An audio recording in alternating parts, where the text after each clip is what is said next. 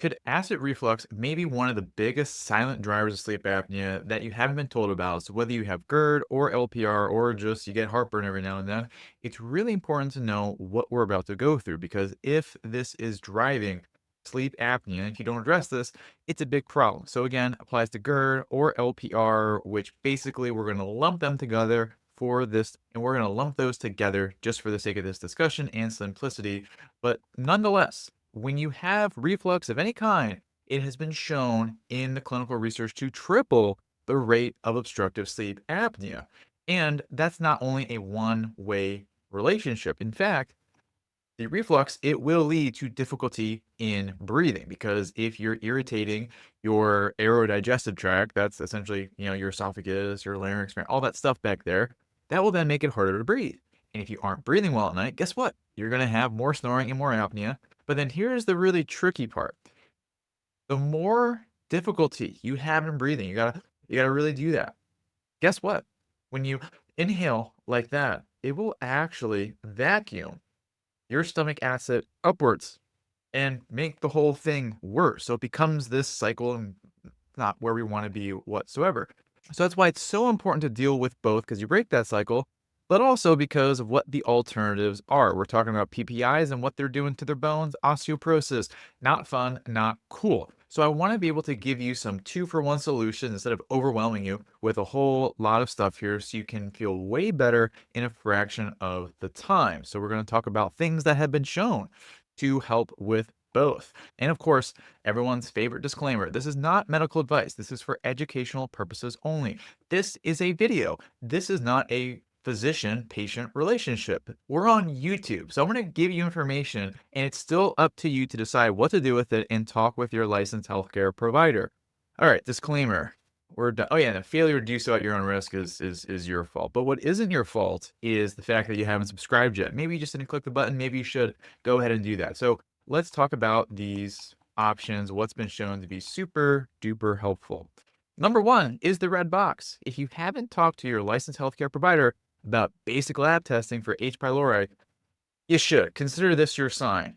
Here you go. Talk to them about that because a lot of times people will have that and either it was unrecognized or undiagnosed rather, or it was just not treated fully or wasn't tested correctly for, and then they have all these problems and so make sure you get that tested. Now, some other things that have been shown to help with both, because this is a very short episode to have very pointed education for you. Number one is going to be an inclined bed, because when you are in one of these infomercials down here or in real life, the more you can increase the head of your bed, specifically elevating your head, this will allow the stomach acid to just use gravity to stay put. And then also, same thing for the tongue except like in an opposite way. Because if you're on your back fully, your tongue, just from line of gravity, is going to be more likely to go into the back, just straight back there. If you elevate the head of your bed, that is less likely to happen. That's why things of positional therapy, inclined bed therapy, shown to be very, very effective in reducing snoring and apnea and GERD and LPR. So if you haven't done this, kind of a no-brainer, this first one, don't worry, it gets way more exciting as we go along. Oh yeah, just sleep in a recliner. Thanks. In terms of implementing this, some of the favorite ways in working with people are as follows. Number one is going to be some bricks, and usually I recommend three. You want two, one on each side of the head post, right? Like the post on the ground at the head of the bed to elevate. And then the third brick is for threatening someone to do that for you. Now I'm joking. Don't do that. Don't do that. That's direct advice. Do not threaten people with bricks. But you can get those bricks or yoga blocks is a great alternative and just get the whole bed going up like that. Another one is a wedge. Not shown here. This is a really fancy, probably super expensive mattress. But you can get a wedge that either goes below the mattress or below box spring as well. And then pillows, probably something you can do if you go from one pillow to two. Sometimes people get that much of benefit from a small change because a little bit of angle goes a long way. So as unexciting as that all is, it's very effective. So here's some research. Head to bed can reduce sleep apnea severity by 32%.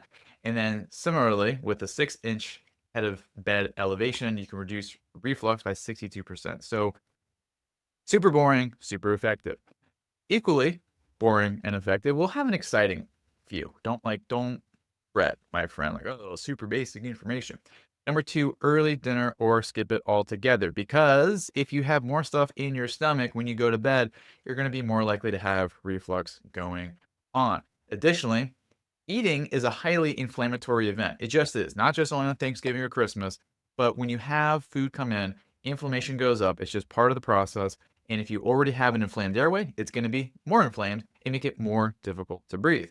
And then lastly, if you eat closer to bedtime, that's been shown time and time again to reduce sleep quality. So I like to have a cutoff around 7 p.m., no later than this.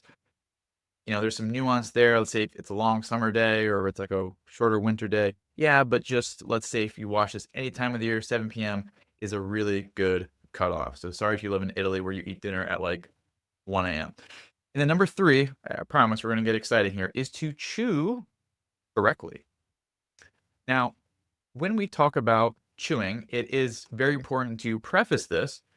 Very important to talk to either your doctor or dentist or orthodontist. I guess would be another jaw specialist of if using something like mastic gum is appropriate for you. Because people can use these things before I even explain it. They can use it. And if you have TMJ, it's been shown to make those symptoms worse. Because obviously, if you're chewing like this, working out your jaw, if there's already irritation, it could make things worse. So check with your doctor about that. However, reason I like this as a 2-for-1, chewing gum, and doesn't even need to be mastic gum. Chewing gum has been shown to actually alleviate the reflux from happening. And they've shown this in looking at the acidity of your esophagus. Your chewing gum, it will make it less acidy. Not talking about your stomach specifically, but in your airway, the pharyngeal and esophageal pH, that is. So it'll make that higher, which is a good thing.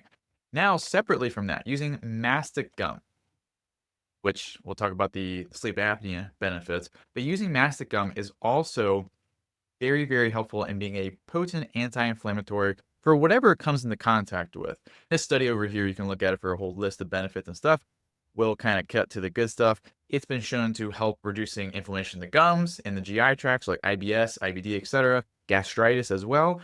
Our handy dandy H. pylori that we talked about here also shown to reduce the inflammation related to that. So mastic gum is great because it can help with the stomach and reducing inflammation.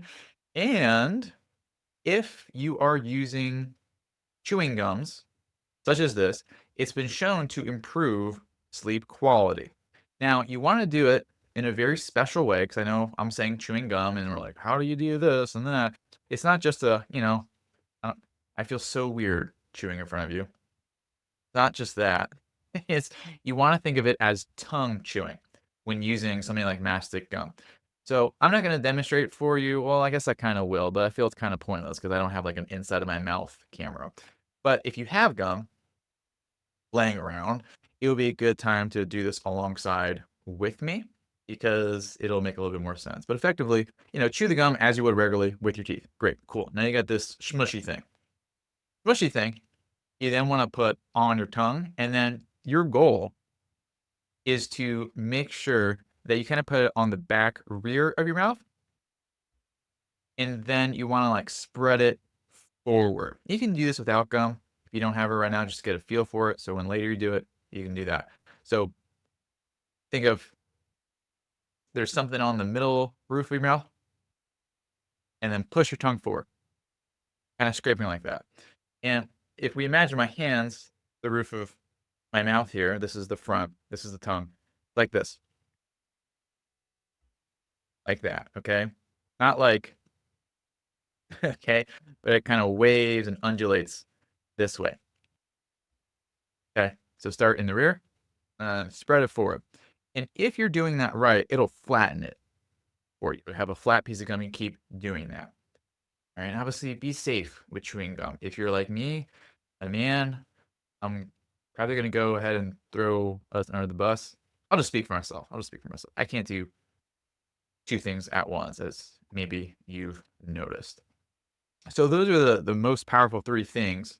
You may have noticed this has been the most powerful pointed video because I just want to get right to it. We're in the middle of the week here. And if you want a nice, easy guide on what I've talked about, that is available for you. I'll walk you through that. And of course, you want to be able to improve your breathing at night. Sleep Apnea Reset Protocol Workshop is your friend in helping your breathing go from fast to slow to keep your airway nice and happy. And it walks you through a series of exercises to determine, hey, what would be a good starting point for you so that you're able to progress in a manner that supports good, healthy breathing at night. So that's available for you. Now, how to get either one of them. If you're on your phone, you can click the title just underneath here. Description box will pop up. You got two links. You can press the one for the guide or press the one for the reset. Either way, I still like you. And there's also like a little icon for the sleep apnea reset protocol. And of course, if you like links, you're into that. You got a lot of great options. OCHnow.com/reflux for the guide, or OCHnow.com/reset for that, or QR codes.